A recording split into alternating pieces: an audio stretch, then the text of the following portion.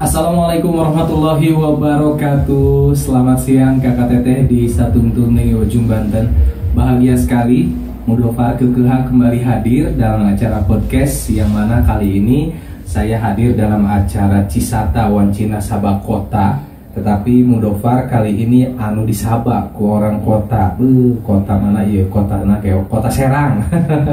Ibu kota Provinsi Banten telah hadir di acara podcast ini, yaitu adalah Komisioner Bawaslu Provinsi Banten. Ini adalah Bapak Abdul Rosyid atau yang akrab disapa Pak Ocit. Assalamualaikum Pak Ocit. Waalaikumsalam warahmatullahi wabarakatuh. Sehat Bapak? Alhamdulillah. Senang amat ya, jauh-jauh di Serang ya tadinya. Sarua kami di orang lembur. Orang lembur asli nama gitu. Beliau juga adalah orang Sunda. Sampai-sampai bikin kamusnya itu kamus Sunda khusus Banten. Ya Sundanya Sunda Banten. Asli mah dari Binuangen. Binuangen Lebak gitu.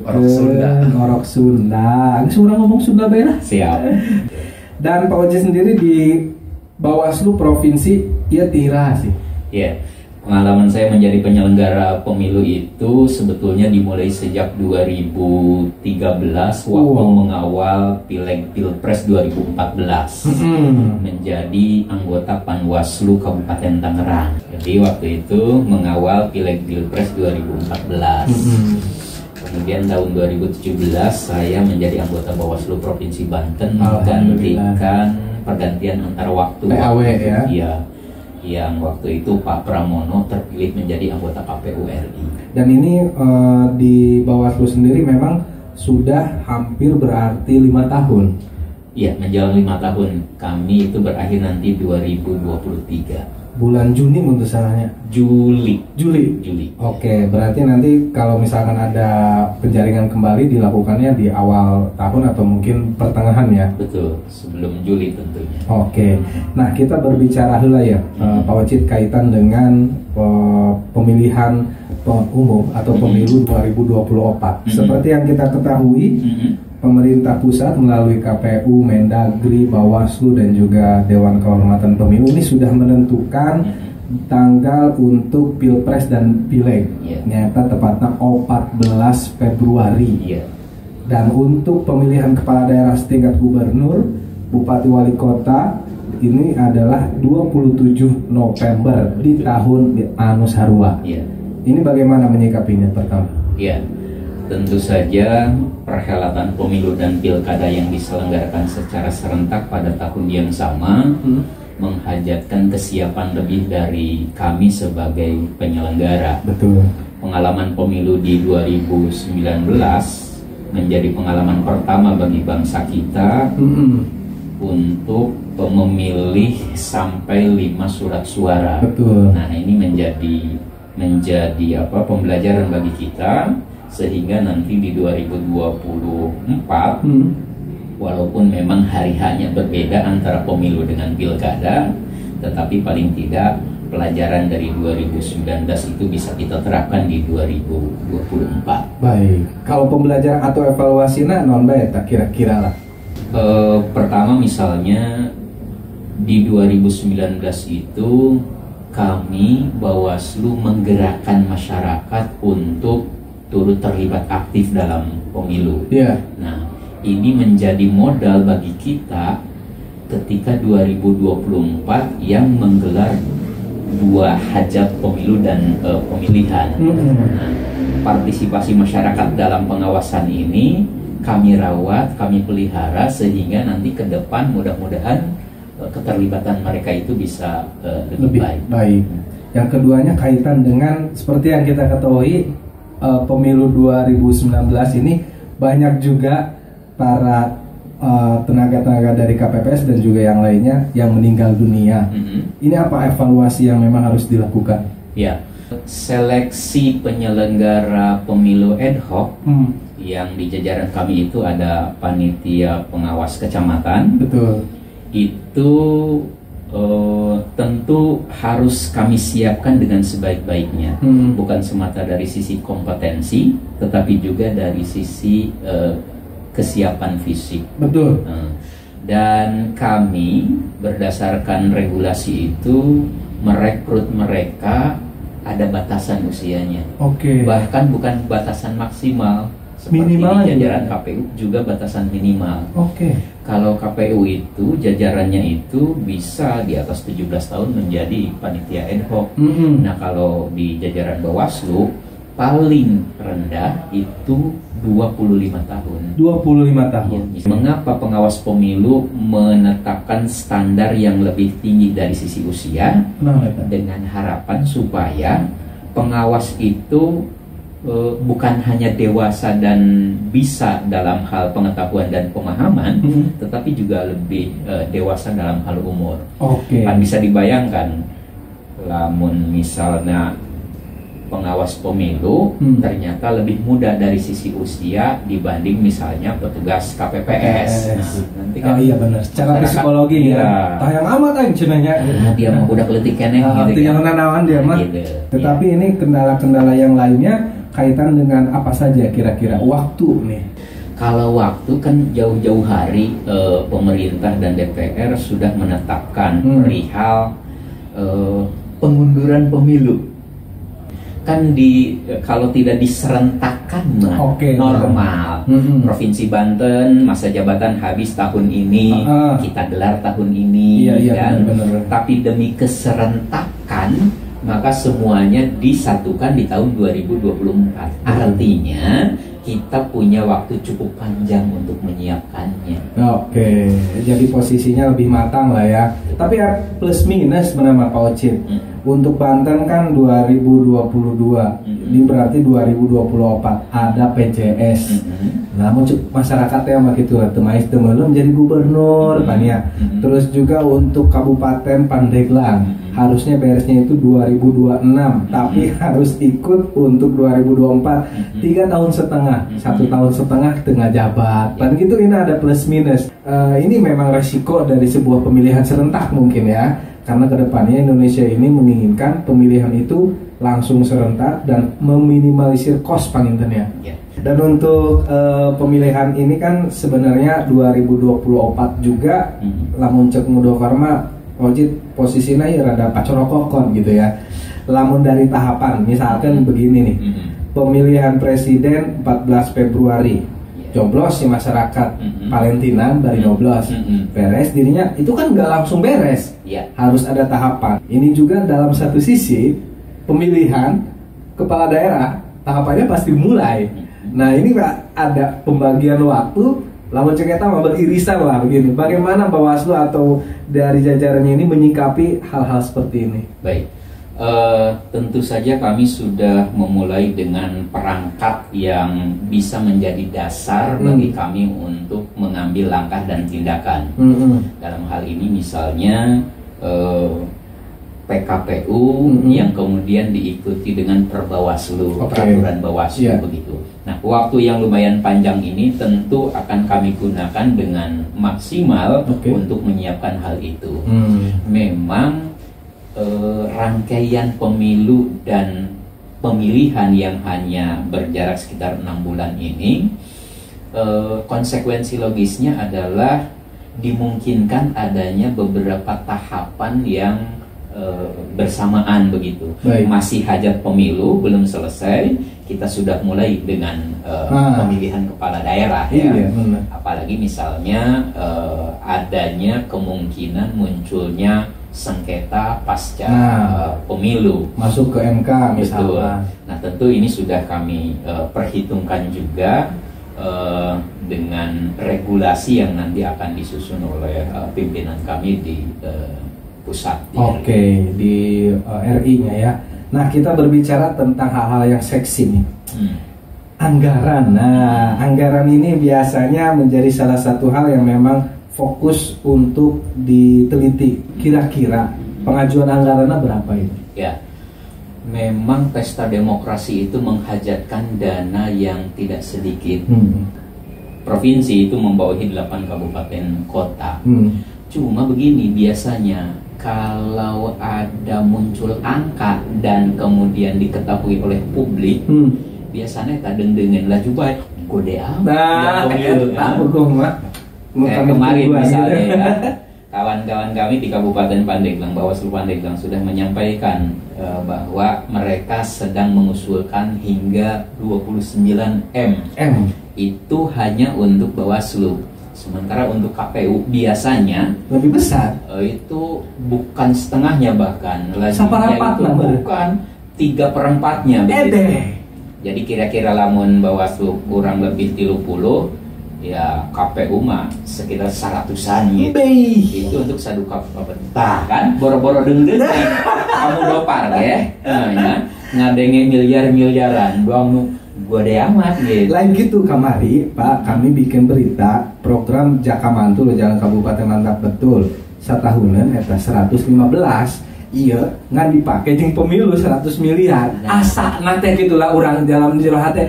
Atuh mending kene kabangun jalan meureun gitu. Memang kalau kita menggunakan model lain misalnya ya yang minim biaya dimungkinkan, tetapi kan demokrasi ini menjadi sistem final yang kita sepakati begitu. Oke. Nah, berkaitan dengan tadi disebut ngan, sebetulnya tidak ngan. Sebab rangkaiannya itu lumayan panjang. Pada umumnya dengan mengetahui pemilu itu di hari H pencoblosan. Padahal sekaligus ini menepis anasir publik ketika mempertanyakan pada bulan-bulan kemarin kepada kami baik KPU dan Bawaslu, Pak, pemilu tangeh kene, pilkada komo eta mah kebal kene. Laju gawe naon ieu Bawaslu kiwari. Teu manido kami ge sebab arek nanyakeun eta kan masyarakat lo bener sih ya. Kan dok cenah ge. Ieu kan pere naon eta KPU jeung Bawaslu gawe naon. Cek kami kieu heuleuy teh banyak hibernasi meureun. Kumaha cenah eta? Sarua pengalaman kami oge teh kitu. Hiji waktu saya order Gojek. Eta sepanjang jalan gue, Pak, di mana gawena? Di Bawaslu. Nah, rek nanya Pak, kiwari Bawaslu gawena naon tah? Eta pilkada geus beres, pemilu tangeh kene. Saya mencermati pertanyaan ini merupakan representasi dari anggapan masyarakat keseluruhan. Salila dalam perjalanan eta di luhur ojek, kami ngajelaskeun kahiji bahwa pemilu eta lain ngan saukur di hari H. Nah, pada umumnya kan masyarakat taunya hari H nyoblos. Padahal di dalam undang-undang, di dalam peraturan bahkan 20 bulan sampai meh hari H, sampai meh tanggal 14 Februari, sampai meh Valentinan engke urang di tahun 2024. 4 Juni bulan tahun ayeuna eta tos mulai tahapan 4 Juni eta 20 bulan sampai meh 14 Februari.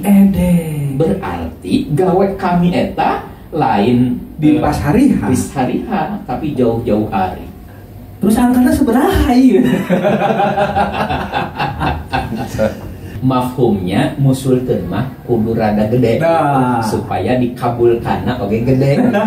Da minta doa ya Allah minta duit 2 miliar gitu ya. Tapi tentu saja usulan itu rasional gitu, sesuai dengan kebutuhan ideal. Oke.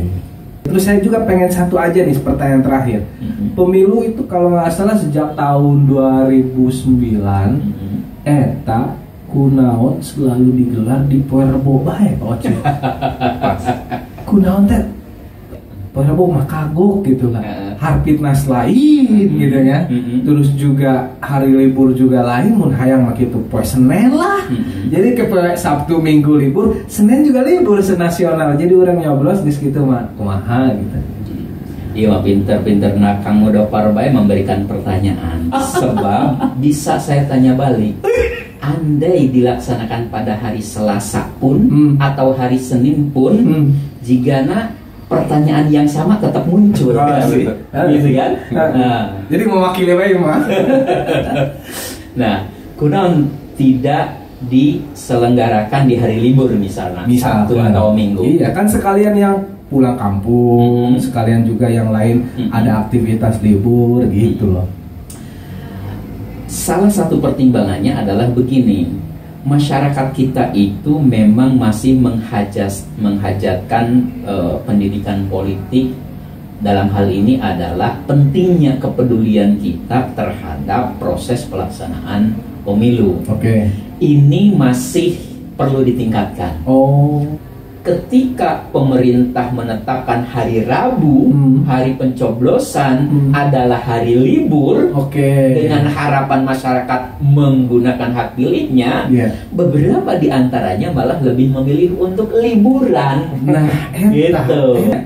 Mewakili. Jadi memang dianggap hari yang paling baik. Hari yang paling baik. Senin, Selasa ada waktu buat persiapan. Lamun Senin dengan dalih alasan libur, poe Minggu jeung poe Sabtu, nah akhirnya ya.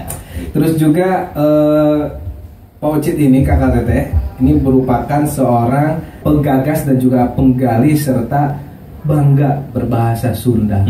Salah satu orang yang masih peduli. Lamun cek kasarna teh mah ieu CS-na ambu jamsah gitu ya. Awal mula sejarah Pak Ocit untuk terjun dalam hal ini apa sih? Jadi begini, saya kan orang Sunda Banten asli, pernah kuliah di Bandung. Sebagai orang Banten ke Bandung, padahal masih Sunda tapi beda. Nah, selama saya di Bandung itu mempelajari tradisi budaya Priangan. Lalu kemudian saya coba komparasikan, bandingkan dengan Banten. Lalu kami ingat bahula waktu sekolah di Lembur di SD. Dari situlah kemudian saya mendapatkan bahwa ternyata ada komunitas yang sama-sama Sunda tapi berbeda dalam hal budaya, komo dina bahasa. Laras. Nah, kemudian setelah saya mendapat pengetahuan dan pemahaman mengenai dua budaya ini, lalu kemudian mendapatkan anggapan masyarakat yang menurut saya itu tidak proporsional, disitulah akhirnya saya tertarik untuk menggeluti Sunda Banten. Disitulah awal mulanya ya. Betul gitu. Terus juga ini perjalanannya kumaha eta Pak Ocit? Dari awal mula konsen menemukan itu sampai dengan terciptanya Kamus Sunda Banten. Satu hal yang membuat saya semangat untuk memunculkan eksistensi identitas Kesunda Bantenan ini adalah anggapan publik bahwa Sunda Banten mah kasar. Etalah jauh tidinya gitu. Anggapannya gitu. Tapi setelah saya teliti ternyata bukan perkara kasar. Sebab tiba heula ge memang budaya bahasa yang tumbuh di masyarakat kita ya begitu. Stigma kasar itu justru lantaran orang suka mengukur baju orang pakai badan sendiri, dibanding-bandingkan. Dan ini ditemukan juga selama perjalanan itu Pak Ocit. Padahal dulu itu hal biasa. Misalnya menyebut diri dengan aing, itu tidak ada kesan kasar. Dan itu kaprah dilakukan mulai dari ulama hingga jawara. Biasa. Saya ingat tahun 1980-an ketika waktu itu saya sekolah di tingkatan SD. Perbincangan seperti itu biasa, kaprah begitu. Lalu saya ingat sekitar tahun 1983-an, waktu itu Banten masih kene ngahiji jeung Jawa Barat. Nah, pemerintah Jawa Barat itu mengirim guru-guru SD yang notabene orang Garut, orang Tasik, orang Ciamis ya untuk menjadi guru-guru SD di Tatar Banten. Nah, lewat kurikulum yang disusun oleh Jawa Barat itu kemudian membuat sama rata perihal norma undak usuk yang harus dipakai di tingkatan SD. Akhirnya lewat kurikulum itu dan guru yang didatangkan dari Tatar Priangan ngajar di pedalaman Cibaliung, di Palimping, di Baya, menakar tradisi budaya bahasa setempat dengan norma baru yang datang dari Priangan. Dari situlah saya mulai mendapatkan bahwa ada kelas, ada kasta yang kemudian yang kemudian diyakini dan dipakai akhirnya oleh masyarakat Sunda di Banten. Nah, Tidak aneh sejak tahun 80 sampai sekarang, ya berarti kurang lebih 30 tahun yang lalu, gara-gara kurikulum itu yang kemudian menyebabkan masyarakat kita sendiri pun merasa ada penggunaan bahasa dengan kasta tadi. Iya. Sehingga akhirnya generasi muda ayeuna lamun make bahasa Sunda Banten eta kadang-kadang sok diaranan ku urang Sunda Banten sendiri sebagai dusun. Padahal tidak begitu. Iya. Gitu. Itu adalah tutur asli urang Banten. Gitu. Iya, artinya kan sebuah pembelajaran bagi kita juga, dan nanti mungkin kedepannya Polcik biasa mengusahakan supaya ada mulok lagi ya. Ya itu penting karena identitas kita sebagai warga bangsa itu tidak terlepas dari identitas kita sebagai orang daerah. Makanya ingat kan kemarin Mas aja kemarin teh naon. Ya kemarin itu kan kita tahu bahwa ada hiruk pikuk, ada polemik ketika salah seorang tokoh publik menyentil penggunaan bahasa daerah yang konon katanya di forum resmi. Saya sih yakin bahwa harita orang yang dianggap demikian bukan sepenuhnya ngomong bahasa daerah. Mungkin itu hanya selipan begitu, dan itu kaprah terjadi pada tiap pejabat yang notabene berasal dari daerah. Iya benar. Iya. Wajar kalau kemudian bila yang bersangkutan orang Sunda gitu berceloteh menyelipkan istilah Sunda. Begitu juga kan kawan-kawan dari Jawa, dari Padang, dari Batak biasa. Apakah rebah kalau orang Makassar biasanya kan? Nah, itu nggak soal. Itu adalah khazanah kekayaan budaya Nusantara. Tetapi kan kita tahu lalu itu kemudian ditegur dan kemudian diminta untuk disanksi, dan sanksinya itu gak main-main. Ya tidak berbanding begitu dengan katakanlah yang dia anggap salah. Iyalah. Muntamah misalkan gitu, gak masuk kerja si pejabat yang ngomong Sunda itu selama berbulan-bulan, sanksi nanya wajar bae meureun ieu mau ngomong Sunda dina rapat. Menta pang ganti sih nanti. Akibat statement itu, lalu kemudian kan kita dalam hal ini kami tidak terima. Pastilah. Maka muncullah reaksi dari kami, dalam hal ini adalah orang Sunda, baik yang ada di Priangan maupun yang ada di Banten. Bagaimana sikap kita? Nah, tentu saja bukan perkara latah. Saya buat tuh press release hari Selasa itu. Saya masih ingat. Statement itu keluar hari Senin, hari Selasa kami merespon, ya. Kemudian hari Rabu barulah bermunculan itu perorangan, komunitas, lembaga, statement yang satu suara dengan kami, tidak terima bila bahasa daerah itu ya katakanlah dinistakan. Gitu. Karenanya saya hari Selasa itu menyampaikan statement, hari Rabu rame, dan hari Kamis yang bersangkutan kemudian menyampaikan permohonan maaf. Gitu. Tapi aya nu nyieun hanjakal kami harita nepi ka kiwari can pendaku kami. Nah eta. Pan Sunda eta di Jawa Barat aya, di Banten aya, di provinsi lain oge aya sebenarnya, misalnya di Jawa Tengah di Brebes. Ada. Aya. Sunda oge.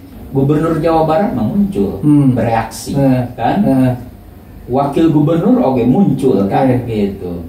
Di Banten pangrasa eta ngan komunitas Sunda Banten anu merespon secara kelembagaan, walaupun memang setelah itu beberapa di antara kawan kami secara perorangan juga menyampaikan statement yang kemudian muncul di media. Ngan hanjakal nepi ka minta maaf eta pejabat yang bersangkutan, para inohong level provinsi, kabupaten kota ngabetem nepi ka kiwari teu kadenge eta kumaha respon. Kami teu nyebut gubernur atau bupatinya, ieu mah inohong level provinsi jeung kabupaten kota pangdenge kami hiji ge basadana eta. Ya kan kunaon ya sibuk meureun. Hafal kami. Sibuk meureun panginten. Husnudon kami gitu meureun sibuk. Ngabelaan bahasa mah doang tidak dianggap urgen. Tapi gak apa, memang penting nih Pak Ocit orang ngebahas kaitan dengan pentingnya pejabat menggunakan bahasa lokal ya. Artinya begini, saya jujur senang Bapak Ridwan Kamil lamun ngomong di video Instagram atau YouTube pakai bahasa Sunda, senang banget gitu. Pejabat-pejabat publik selain eta kadoang Kang Deddy Mulyadi, wow, komo eta mah gitunya, asana gitu. Nah, bagaimana Pak Ocit ini melihat peluang-peluang pejabat yang lain setingkat bupati, wali kota, gubernur untuk membudayakan bahasa Sunda? Oke. Perasaan pribadi Kang Modopar ini yang mengakui bahwa resep itu menunjukkan bahwa memang khazanah kekayaan budaya Nusantara antara lain berasal dari budaya, tradisi, dalam hal ini adalah bahasa daerah. Yes. Nah, hal itu harus diakui. Maka penting bagi para pejabat yang punya otoritas untuk merawat dan memelihara. Nah, memang kantor bahasa ada, tetapi bila tidak didukung oleh political will, oleh pemerintah, kebijakan. Dalam hal ini misalnya yang konkret itu adalah muatan lokal bahasa di sekolah-sekolah, itu penting untuk didorong dan digalakkan kembali. Saya sepakat kalau kemudian pemerintah membuat satu regulasi, pemerintah daerah yang saya maksud, membuat satu regulasi dalam rangka merawat tradisi kedaerahan ini. Lebak saya kira sudah bagus, sudah ada itu hari-hari program hari-hari tertentu untuk misalnya menggunakan busana daerah, gitu, dan sekaligus juga menggunakan bahasa daerah, bahasa daerah itu. Nah, ini bisa didukung oleh kabupaten kota lain. Nah, gitu. Betul, karena memang kita tidak bisa menghilangkan bahasa ibu karena salah satu identitas. Lamun cek kasarna tema atau ngomong jeung masyarakat mah teu bisa orang ngomong formal. Kudu make bahasa masyarakat. Contoh bae urang misalkan ya. Kalau misalkan Jawa Barat dan Banten itu kan beragam. Doang tadi orang Tasik teh urang ada yang ngadangukeun orang Tasik. Asana meni sejuk teh. Punten, bareka mana teh? Ini bareka bumi, bareka nunjukna teh lah. Masya Allah, cek orang pandai lah gitu ya. Jangan dikira sebaliknya, orang-orang Priangan pun justru merasa senang, merasa bangga dengan karakteristik Sunda Banten. Kan gitu. Tidak selamanya mereka menganggap bahwa kita itu adalah kasar apalagi tidak beradab. Tidak. Buktinya komunitas Sunda Banten yang saya asuh itu sekarang lebih banyak mendapatkan apresiasi kawan-kawan dari Tatar Priangan. Dan motivasi mereka itu ingin mengetahui. Dulu sebelum ada medsos, sebelum ada internet, itu amat begitu sulit untuk mendapatkan pengetahuan dan pemahaman atas budaya lain. Buktinya tahun 1990-an ketika saya ke Bandung, saya awam dengan budaya mereka, mereka juga awam dengan budaya kita, gitu. Nah, karena pengalaman inilah kemudian membuat saya bisa membandingkan. Nah, di era media sosial sekarang, akses itu begitu mudah. Dan saya melihat kawan-kawan kita dari Tatar Priangan begitu tertarik karena katanya unik, bukan kasar, unik katanya Sunda Banten. Bagi kami pun kalian juga unik begitu. Sama seperti dialek Kang Modopar tadi sampaikan ketika orang-orang katakanlah orang Tasik berbicara demikian. Begitu juga ketika mereka ke kita unik dan lucu. Satu hari di kampung saya ada bidan dari Garut. Ya, nolong yang mau ngajuru. Kan orang mah biasa paraji aya bidan aya eta cek bidan anu ti Garut nulungan kieu mangga geulis enggal geulis mungkin ke keluar geulis cek paraji tuh iraha kaluarna gitu-gitukeun mah gitu tah atawa kieu misalna ya saking lembutna misalnya orang Priangan ngomongna gitu kan rada lila tah ari urang Banten mah lugas ya lugas tegas gitu jadi lamun ngadengikeun ini lucunya ya bagi orang Banten terhadap Priangan ketika berbicara dengan dialek begitu lamun disarwakeun jeung tukang dangdeur mah nya wah tuh kaburu jadi tapai gitu saking kebelna gitu ngadengkeun gitu. Jadi nah anekdot ini bukan dalam konteks siling musik itu lain, tapi itulah keunikan masing-masing. Rarasa pun budak Tatar Priangan mempelajari Sunda Banten. Nah di komunitas yang saya asup itulah mereka banyak mendapat pengetahuan sehingga kesalahpahaman selama ini itu bisa terhindarkan. Alhamdulillah. Contoh ya Pak Ocit ya. Saya kan punya anak laki-laki umur 3,5 tahun. Itu kan biasa ya. Sok kota ente ya ngajar pertama mau bahasa Indonesia, ngomong jujur aja gitu ya. Laju palamun mana yang ngiring gitu, orang ketemu jeung rencangan kan ngomong Sunda, dicerna meureun kumaha nanya gitu. Ketika ada mana yang ngomong Sunda, lucu bagi kitanya.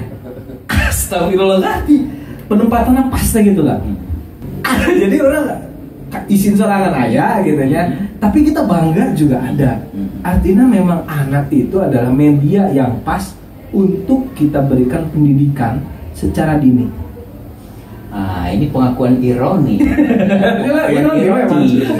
Jangan-jangan di eranya dan generasi Kang Mudofar inilah kemudian loss dari tradisi asli Sunda sendiri. Padahal orang penyiar di dia ya. Ngajak kaum milenial ya.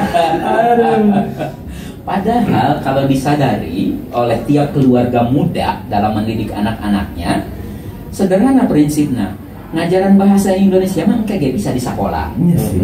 Bisa bahasa Indonesia engke ge nonton di TV. Iya sih. Dordar bae ngomong bahasa biasa, bahasa kaprasa popoe. Dan satu hal itu, jangan dikira ketika kita ngomong dordar, aing dia sama popoe lalu dianggap sebagai dusun. Tidak. Karena itu adalah norma dan nilai yang tumbuh pada masyarakat kita. Iya sih. Menjadi dusun, menjadi kampungan, stigma itu muncul karena ditakar dari ukuran yang berbeda. Gitu. Hari kami mah di Binuangan, di Cibaliung, ngomong jeung Jawara, ngomong jeung kiai, jeung ulama. Atuh ngomong aing dia biasa kaprah gitu tanpa ekspresi. Biasa baik begitu. Saya ngajarinnya memang sampai kadinya. Terus juga Pak Ojin Panginten ya, yang ingin saya jaga lamun misal punten ya, anak-anak zaman sekarang itu bahasa model binatang, bahasa goreng-goreng kolot, ini kan terjadi di lingkungan kampung. Eta orang ngajaga sebenarnya nama. Ini fenomena ini memang terjadi sih di masyarakat kampung.